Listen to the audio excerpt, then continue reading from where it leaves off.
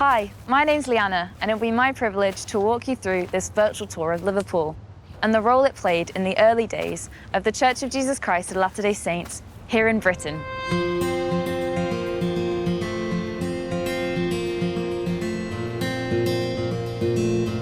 On January 11th, 1840, Apostles Wilford Woodruff and John Taylor arrived in Liverpool to begin the Second Apostolic Mission here, with Brother Theodore Turley accompanying them. After meeting with church leaders Joseph Fielding and Willard Richards in Preston, it was determined that Elder Woodruff would take Brothers Turley and Clark with him to the Staffordshire Potteries area. As for Elder John Taylor, President Fielding would accompany him back to Liverpool, where each had a brother-in-law. On January 23rd, John Taylor paid a visit to his wife's brother George Cannon, delivering the letter his wife had written to him. George and his wife Anne were intrigued by the message of a restored Christian faith, but George wanted to investigate it thoroughly before making any commitments. He accepted a copy of the Book of Mormon and determined he would read it carefully. My friend Isaac will tell you more. On Sunday, June 26, Elder Taylor was accompanied by Brother Fielding to the Aitkenite Church, where they were expecting to hear from Reverend Timothy Matthews, who was Joseph Fielding's brother-in-law. Reverend Matthews had nearly converted 30 months earlier in Bedford before turning against the church. Perhaps he might be interested now. However, he was away that day. So after the service of his associate, they were granted a meeting with 18 of the leading men of the congregation, where they explained their message. When they returned for the evening service that night, they met one of these men, William Mitchell, who invited them to his home, where they taught him and his wife more fully of the restored gospel. The following Sunday, Elder Taylor got his chance to preach to 300 in a rented hall. Teaching from Jude 3, he contended for the faith which was once delivered unto the saints. After hearing about the restoration, 10 of the congregation came forward to be baptized, including the Mitchells from the Aitkenite Church. The more George Cannon read in the Book of Mormon, the more intrigued he became with the restoration.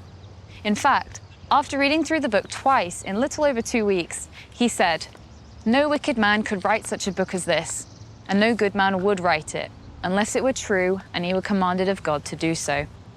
He was now ready to be baptized, along with his wife and 12-year-old son, George Q. Cannon, who would later become a counselor to John Taylor in the first presidency of the church. George and Anne Cannon were married in Liverpool, but they were raised across the Irish Sea on the Isle of Man. On April 6, 1840, 5 additional apostles arrived from America, including Brigham Young, Heber C. Kimball, Polly P. Pratt, Orson Pratt, and George A. Smith. By now, Wilford Woodruff had left Staffordshire and taken residence in Herefordshire, where he was experiencing tremendous success among the United Brethren. With the news of the arrival of their associates, both he and Elder Taylor returned to Preston, to the Willard Richards residence, to organize a conference and to ordain Willard Richards an apostle. On April 15th and 16th, these 8 Latter-day Apostles met together with church members in Preston's Cockpit, where Brigham Young was sustained as president of the church in Britain.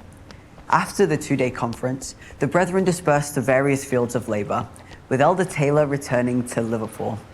Polly P. Pratt was sent to Manchester to begin working on printing a periodical and hymnal for the British saints.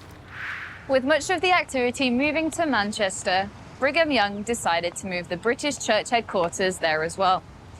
Although he initially spent time after the conference helping Wilford Woodruff and Willard Richards in Herefordshire, once they conducted the conference on Herefordshire Beacon and received assurances from the Lord about a local printing of the Book of Mormon, he immediately returned to Manchester. Thereafter, he oversaw the publication of the Millennial Star and British Hymnal, as well as a local printing of the Book of Mormon.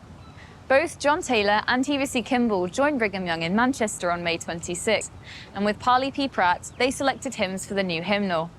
By June 3rd, Elders Young and Taylor began visiting Liverpool printers, seeking one for the Book of Mormon. By now, several converted members from Britain had made their way over to America, but relocation there had not yet become a common practice. In 1840, however, emigration began receiving emphasis. Realizing this would eventually impact the majority of saints in Britain, church leaders began considerations to make the journey to Zion as safe as possible. President Brigham Young began organizing voyages into traveling companies so that members could travel together as a unit. Now, travelers did not have to come from a common location, but often they did. The first company of traveling saints departed from Liverpool on June 6, 1840, with all 41 of them coming from Preston. They departed for New York on the ship Britannia, with one among them, in this case John Moon, being assigned as leader of the group. 3 months later, 200 saints, largely from Herefordshire, departed under the leadership of Theodore Turley, with 50 more venturing out from Scotland, led by Samuel Mulliner, the Canadian missionary who had baptized most of them the month after that. Now, before the Nauvoo era would end, 34 such chartered ships would take church members ultimately to Nauvoo. But I'm getting ahead of the story. John Taylor continued to experience success in Liverpool, but he felt a growing need for an improved public space for lectures and meetings. His hope was that a better venue would increase legitimacy for the church and attract a class of people who would themselves be more influential. In mid-July, he successfully secured a 12-month lease on Liverpool's fabulous music hall. This was a wonderful facility with a beautiful staircase leading up to a large assembly hall. This effective venue was used for a variety of public meetings for years to follow. But Elder Taylor and the other apostles needed to expand their area of influence. On July 27th, Elder Taylor led Irish converts William Black and James McGuffey to preach the restored gospel of Jesus Christ in their homeland of Ireland, where he conducted the first baptism there at Loughbrickland. Next, he visited Elder Orson Pratt in Scotland. 2 months later, on September 16th, he expanded his efforts again when he took Hiram Clark and William Mitchell to visit other relatives of his wife's on the Isle of Man. While on the way from Douglas to Ramsey, Elder Taylor paused along the route to dedicate the Isle of Man to the preaching of the restored gospel of Jesus Christ among the Manx people. Within a few months, the missionaries were able to establish a branch in Douglas with 40 members, which soon grew to 120. Back in Liverpool, this was rapidly becoming a major British city, containing the most active international emigration port in the world. It had a 200-acre dock system that was growing from 3 to eventually 7 miles of busy waterfront. With a never-ending line of ships either coming or going, Liverpool began attracting people from all walks of life, some of whom preyed on the unsuspecting. Church leaders, though, were mindful of the growing dangers, and by the 3rd edition of the Latter-day Saints Millennial Star, they were already using the pages of the periodical to post warnings and instructions on how to travel through the port safely and efficiently. In 1842, both the church offices and the Millennial Star offices relocated to Liverpool to be better positioned to assist with growing migration concerns. The information provided by the periodical became vital to a safe crossing. The church also began implementing immigration agents, who travelers were to contact the moment they arrived in town.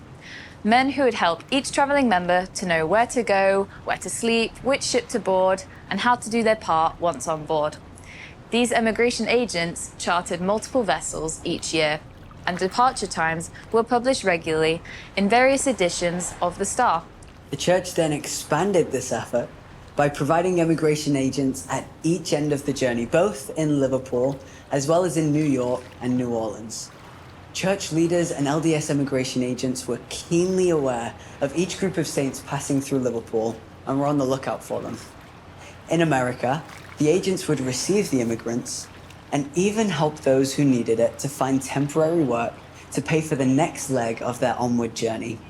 With such precautions in place, the church soon obtained an enviable immigration record for safety and cleanliness, not only aboard these ships, but also in handling the vast numbers of passengers awaiting embarkation. Even the House of Commons became interested in how so many people could be moved onto so many ships with so few of the typical difficulties others were experiencing. They called Latter-day Saint immigration agents before them to learn ways to improve immigration efforts for others. But effective organization skills were just one of the factors that set them apart. There was also a spiritual factor at work on these Latter-day Saint chartered voyages, where each day on board began and ended with a combined word of prayer to the Master of heaven and earth and sea. Travelers were divided into smaller wards or branches, with temporary unit leaders called to every voyage to supervise these smaller groups within the larger company. Upon arriving in America, the ships were frequently noted as the cleanest to arrive in American ports. But their overall safety was nothing short of miraculous. Some died at sea through sickness and disease, but safety on the water became so much of an anomaly which separated Latter-day Saint chartered voyages from others that ship captains couldn't help but notice, with some even being baptized because of it. In all, nearly 90,000 Latter-day Saints passed through Liverpool, making their way onto over 500 voyages to America. Now, while it was common to lose a few ships headed to America in these treacherous waters, such as the 59 lost immigrant ships headed to America during the 6 years between 1847 and 1853, in contrast, over the 60 years of LDS migration, not one ship chartered with Latter-day Saints aboard was lost. Today, we no longer need to travel vast distances to gather to Zion, but we gather to Zion now in our communities and in our countries. All the blessings of Zion are now located here, where we live and work and worship. I am so grateful that my own family discovered the fullness of the gospel of Jesus Christ right here in Britain and stayed. Having the gospel in my life has brought so much peace and happiness. I hope you've enjoyed this virtual tour, and may the peace our Saviour brings be ever with you. I too am grateful that you've joined us here today. It's been such a privilege to have been part of this virtual tour. And I too am grateful for the Lord's love and for the light of His restored gospel in my life. May the Lord ever bless you.